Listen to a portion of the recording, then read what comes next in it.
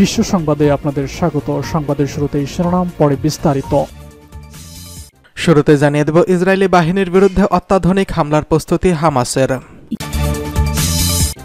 এছাড়া রয়েছে নেতানিয়াহুর বিরুদ্ধে গ্রেফতারি পরোয়ানা জারি করতে আইসিসির প্রতি কলম্বিয়ার প্রেসিডেন্টের আহ্বান। জানিয়ে দেব 2025 সালের মধ্যে জাতিসংঘের মিশন প্রত্যাহার করে নেওয়ার আহ্বান ইরাকের। এছাড়া রয়েছে আমেরিকা নির্দয়ভাবে ফিলিস্তিনের জাতিসংঘের পূর্ণ সদস্য পদ পেতে বাধা দিচ্ছে বলছে চীন। সর্বশেষ জানিয়ে দেব জাতিসংঘের ফিলিস্তিনের পূর্ণ সদস্য পদ পাওয়ার প্রস্তাবকে স্বাগত জানালো ইরান। ইসরায়েলের বাহিনীর বিরুদ্ধে অত্যাধুনিক হামলার প্রস্তুতি হামাসের। গাজার সর্বদক্ষিণের রাফা শহরে ইসরায়েলি সামরিক বাহিনী হামলা শুরু করে অগ্রসর হচ্ছে, তবে সেখানে ইসরায়েলি হামলা প্রতিহত করতে রাফায় অত্যাধুনিক হামলার প্রস্তুতি নিচ্ছে ফিলিস্তিনের স্বাধীনতাকামী সংগঠন হামাস। গণমাধ্যমের প্রতিবেদনে বলা হচ্ছে, যুদ্ধ পর্যবেক্ষকদের তথ্য মতে রাফায় অগ্রসর হওয়া ইসরায়েলি বাহিনীর বিরুদ্ধে ফিলিস্তিনের যোদ্ধাদের দ্বারা শুরু হওয়া অত্যাধুনিক আক্রমণ প্রমাণ করে যে হামাস স্থল আক্রমণের প্রতিহতের জন্য আগাম প্রস্তুতি নিচ্ছে।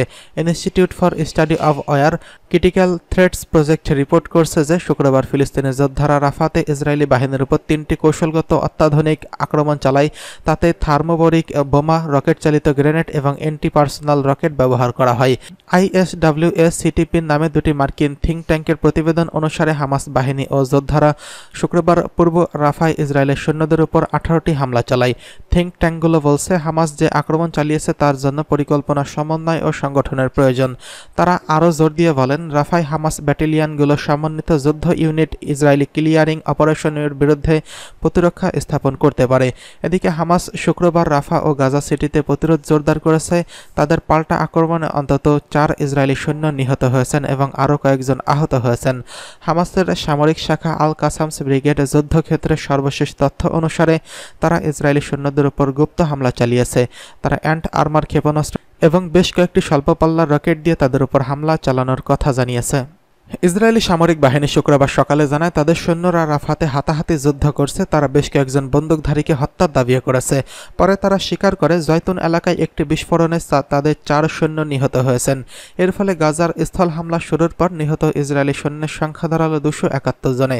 গত বছরের 7 অক্টোবর থেকে গাজায় ভয়াবহ আগ্রাসন ও গণহত্যা শুরু করেছে ইসরায়েলি বাহিনী। এর থেকে রিপোর্টে দেখা পর্যন্ত প্রায় 35,000 ফিলিস্তিনি নিহত হয়েছেন, যাদের বেশিরভাগই নারী ও শিশু।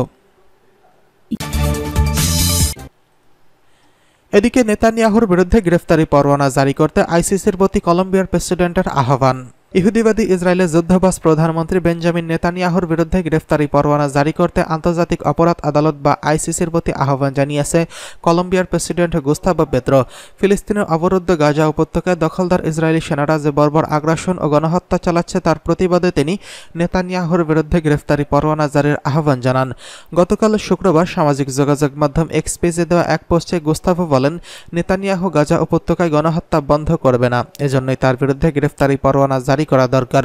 গাজা উপত্যকার একটি আন্তর্জাতিক শান্তিরক্ষী বাহিনী মোতায়েনের কথাও বলে কলম্বিয়ার প্রেসিডেন্ট। এর আগে গত সপ্তাহে গুস্তাভো ইসরায়েলের সঙ্গে তার সম্পর্ক ছিন্ন করার ঘোষণা দেন। এছাড়া গাজায় গণহত্যা চালানোর অভিযোগে দক্ষিণ আফ্রিকার আন্তর্জাতিক বিচারিক আদালত যে মামলা দায়ের করেছেন সেই মামলার প্রতিও সর্বাত্মক সমর্থন দিয়েছে কলম্বিয়ার প্রেসিডেন্ট। গাজা উপত্যকায় গণহত্যা চালানোর অভিযোগে ইহুদিবাদী ইসরায়েলের সাথে বলিভিয়া প্রেসিডেন্ট এবং ব্রাজিল দক্ষিণ আফ্রিকার সম্পর্ক স্থগিত করেছে।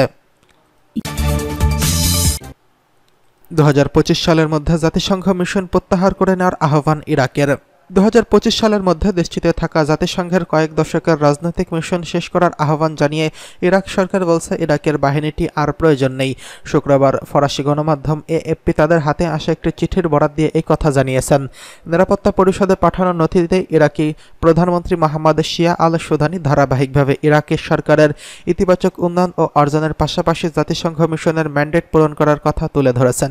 তিনি বলেছেন, ইরাকের জন্য জাতিসংঘের সহায়তা মিশন UNMI বড় ধরনের বিভিন্ন চ্যালেঞ্জ মোকাবেলা করছে।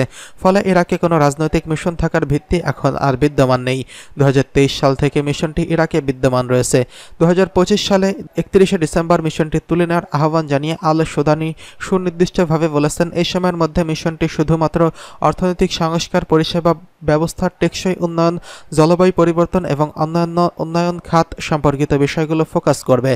UNMIA 2003 সালে ইরাকি সরকারের অনুরোধে জাতিসংঘের নিরাপত্তা পরিষদে একটি প্রস্তাবের মাধ্যমে প্রতিষ্ঠা করা হয়েছিল।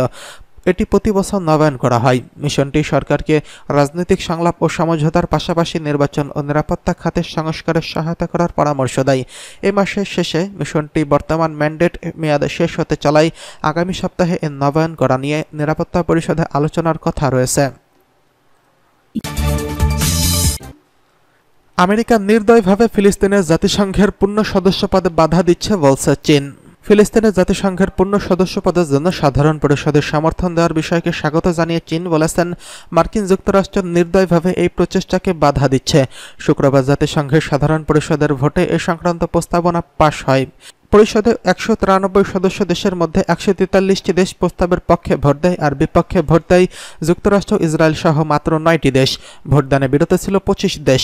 বিষয়টি অনুকূলের সঙ্গে পুনর্বিবেচনার জন্য নিরাপত্তা পরিষদের কাছে সুপারিশ করেছে জাতিসংঘের সাধারণ পরিষদ। ফিলিস্তিনের জন্য জাতিসংঘের সাধারণ পরিষদের এর প্রচেষ্টাকে স্বাগত জানিয়ে চীন বলছে, জাতিসংঘে ইসরায়েলের মতো ফিলিস্তিনিদের একই মর্যাদা পাওয়া উচিত। গত 18 এপ্রিল নিরাপত্তা পরিষদে ফিলিস্তিনের পূর্ণ সদস্যপদের আবেদনের আমেরিকা নির্দয়ভাবে ভেটো দিয়েছিল। জাতিসংঘে স্থায়ী মিশনে চীনের প্রতিনিধি ফুং কং এই কথা বলেছেন। তিনি বলেন, ফিলিস্তিনের উপর ঐতিহাসিক অবিচার সংশোধনের চেষ্টা করছে আন্তর্জাতিক সম্প্রদায়, কিন্তু সেই প্রচেষ্টাকে বাধাগ্রস্ত করতে আমেরিকা বারবার তার ভেটো ক্ষমতা ব্যবহার করছে। এটি কোনো অন্যতম প্রধান দায়িত্বশীল দেশের ভূমিকা হতে পারে না। এদিকে জাতিসংঘের ফিলিস্তিনের পূর্ণ সদস্যপদ পাওয়ার প্রস্তাবকে স্বাগত জানালো ইরান। ফিলিস্তিনের জাতিসংঘের পূর্ণ সদস্যপদ দেওয়ার পক্ষে জাতিসংঘ সাধারণ পরিষদ যে রায় দিয়েছে তাকে স্বাগত জানিয়েছে ইরান। শুক্রবার রাতে ওই পরিষদে অনুষ্ঠিত ভোটাভুটিতে বেশিরভাগ সদস্য দেশ ফিলিস্তিনিকে পূর্ণ সদস্যপদ দেওয়ার বিষয়টি পুনর্বিবেচনা করতে নিরাপত্তা পরিষদকে অনুরোধ জানিয়েছেন। ভোটাভুটিতে জাতিসংঘের সাধারণ পরিষদে 194টি সদস্য দেশের মধ্যে 143টি দেশই এই সংক্রান্ত প্রস্তাবের পক্ষে রায় দেয়। আমেরিকা ও ইসরায়েল সহ মাত্র 9টি দেশ প্রস্তাবটির বিপক্ষে রায় দেয় আর ভোটদানে বিরত ছিল মাত্র 25টি দেশ। জাতিসংঘে নিযুক্ত ইরানের স্থায়ী প্রতিনিধি আমির সৈয়দ ইরাভানি সাধারণ পরিষদে দেওয়া এক বক্তৃতায় বলেছেন, ফিলিস্তিনকে জাতিসংঘের পূর্ণ সদস্য পদ দেওয়ার বিষয়টি অনুমোদনে ফিলিস্তিনি জনগণের বিরুদ্ধে ঐতিহাসিক অবিচার মোকাবেলার প্রথম ধাপের পদক্ষেপ এবং একটি গুরুত্বপূর্ণ মুহূর্ত। শুক্রবার রাতে আরব দেশগুলোর পক্ষ থেকে জাতিসংঘের সাধারণ পরিষদে প্রস্তাবটি উত্থাপন করে সংযুক্ত আরব আমিরাত। প্রস্তাবে গত 18 এপ্রিল জাতিসংঘের নিরাপত্তা পরিষদে এ সংক্রান্ত ভোটাভুটিতে আমেরিকার ভেটো ক্ষমতা প্রয়োগের ব্যাপারে গভীর উদ্বেগ প্রকাশ করা হয়। ইরানি কূটনৈতিক ইরাভানি আরও বক্তৃতায় বলেন, তেহরান তার সাধারণ পরিষদের এই সিদ্ধান্তকে সমর্থন করে, যা ফিলিস্তিনের জনগণের প্রতি আন্তর্জাতিক সম্প্রদায়ের বাধ্যবাধকতা পূরণে এবং তাদের কিছু অন্তর্নিহিত অধিকার পুনরুদ্ধারের ক্ষেত্রে একটি নমনীয় অথচ গুরুত্বপূর্ণ পদক্ষেপ হিসেবে বিবেচিত হচ্ছে। তিনি বলেন, প্রস্তাবটি এই বিষয়ে সাময়িকভাবে জোর দেওয়া হয়েছে, যা জাতিসংঘের 4 নম্বর অনুচ্ছেদ অনুযায়ী ফিলিস্তিন এবং বিশ্ব স্বাস্থ্য সংস্থার পূর্ণ সদস্য হওয়ার যোগ্যতা রাখে। জাতিসংঘে নিযুক্ত ইরানের